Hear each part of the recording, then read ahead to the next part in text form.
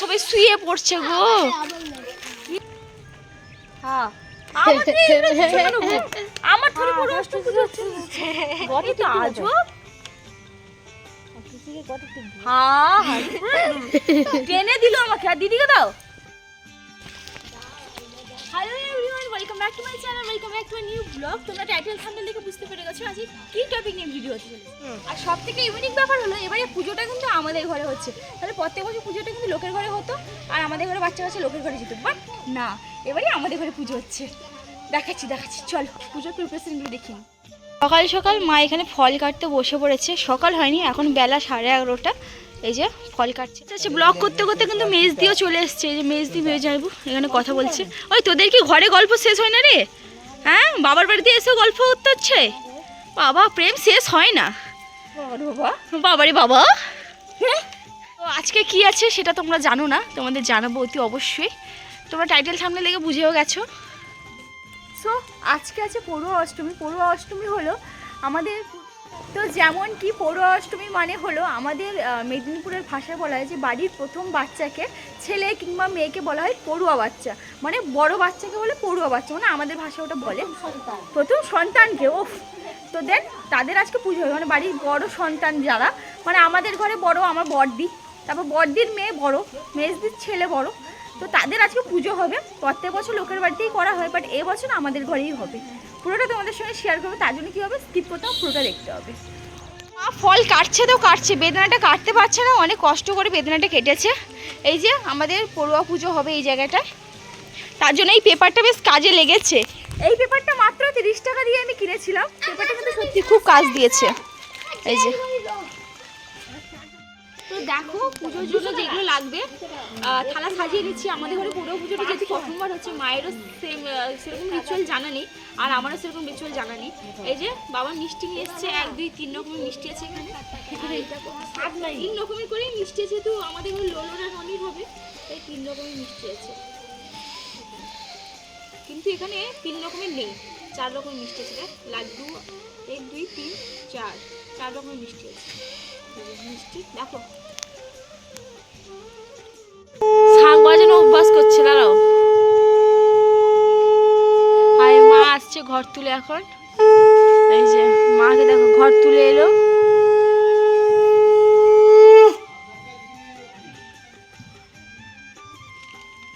Madam জি ঘর তুলে এলো।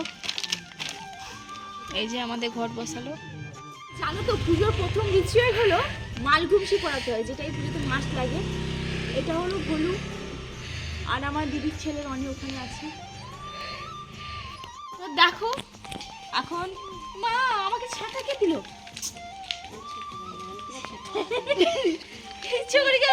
এদিকে ঘুরিয়ে দিয়েছে।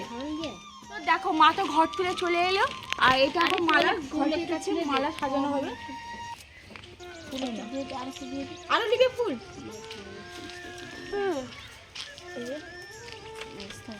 এবার এই মালাটা এই দেখো এখানে এমনি করে দেওয়া হবে। দাঁড়াও এই এমনি করে ছেড়ে দাও ঠিক আছে ছেড়ে দাও। এই যে মালাটা দেওয়া হচ্ছে, কেমন লাগছে বলো? সুন্দর করে দিয়েছি না মালাটা? ভালো লাগছে? ও মা এটা কি করছো?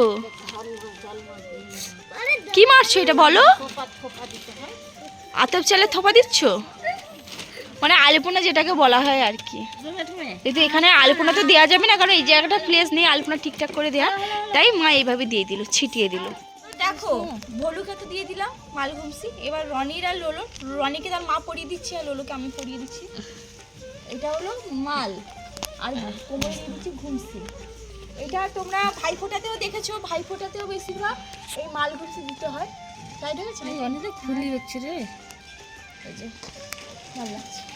এই যে লোলো তাকাই দিকে, এই দেখো লোলোকে এই যে ভলুর হচ্ছে এখানে, আর রনির ওখানে হচ্ছে ঘুমসি পরানো।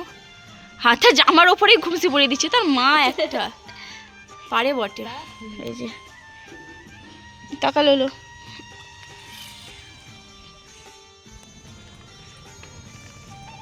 হ্যাঁ আমার থলি পড়ুয়া অষ্টমী পুজো হচ্ছে। গটি তো আজব। হ্যাঁ টেনে দিল আমাকে। আর দিদিকে দাও, হ্যালো হ্যালো আমাকে দিয়েছে, তুইও নে। ঠিক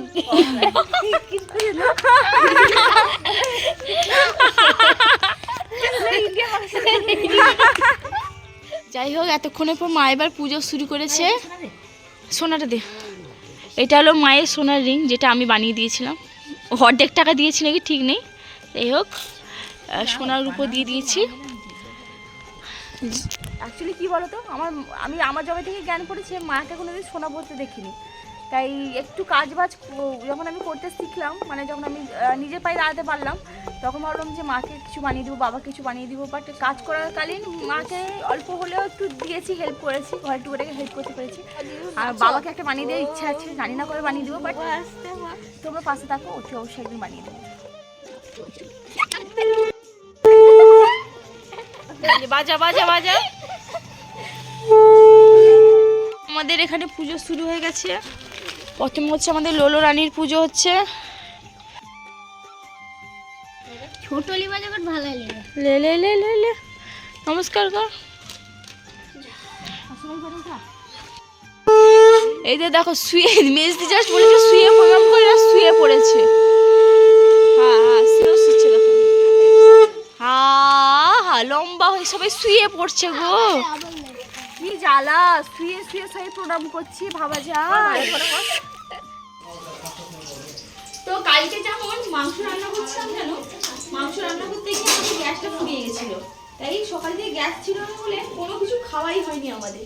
বাবা সকালবেলা ঘুম পাড়িয়েছে, আর ঘুগনি ডিম ভাজতে পারবো না বলে ঘুগনি খাওয়াই হয়নি। বাবা এক্ষুনি মানে বেলা 12টায় গ্যাস নিয়ে এলো, এখন আমি মুড়ি খাবো। এই যে ডিম ভাজছি, কি অবস্থা দেখেছো? ভাবা যায় আমার মতন মেয়ে আছে?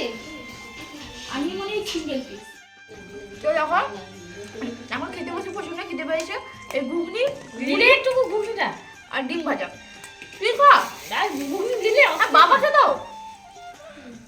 বাটে দে বাটে দে দিয়ে দাও না।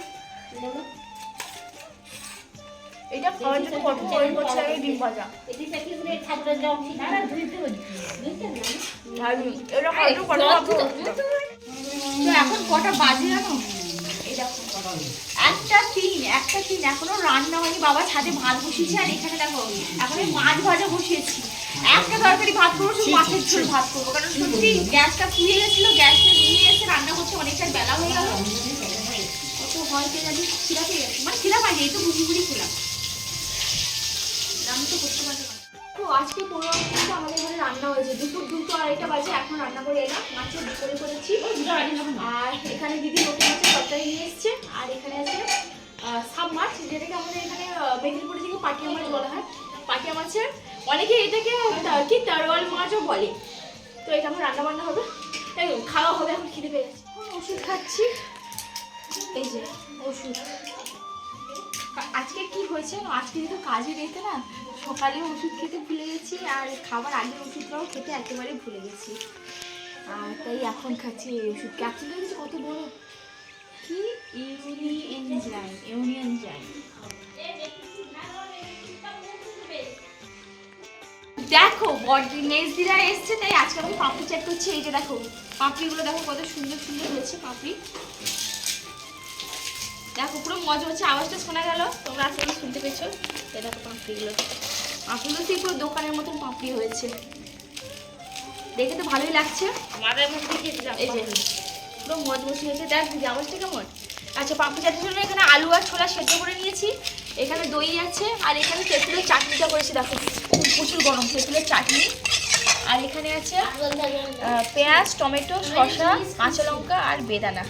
আর এখানে ঝুড়ি আর বাদাম আছে।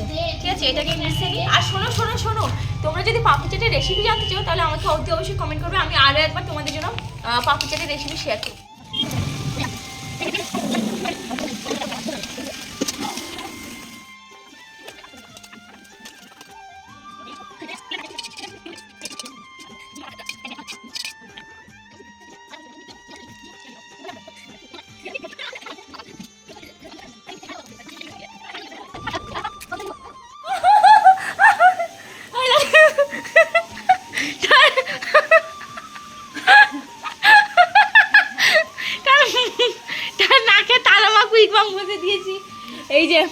এই যে তারা মা কুইক বাম, তারা মা কুইক বাম তার মুখে ঘষে দিয়েছি, তাই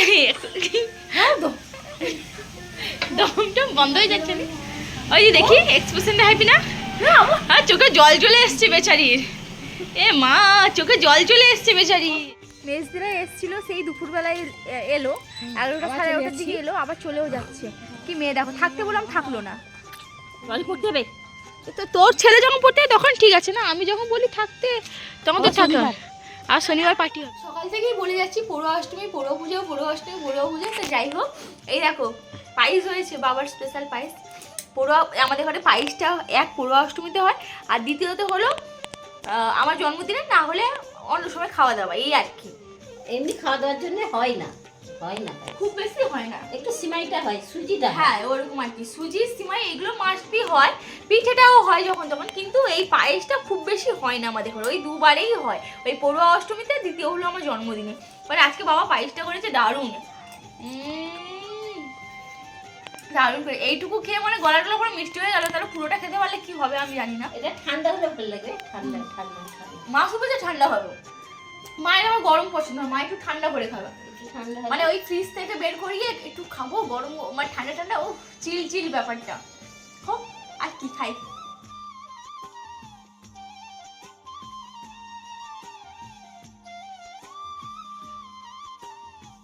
ওহো সব খাওয়া কমপ্লিট হয়ে যাচ্ছে। এখন কি হবে, এখন নিনু হবে, মানে ঘুম হবে।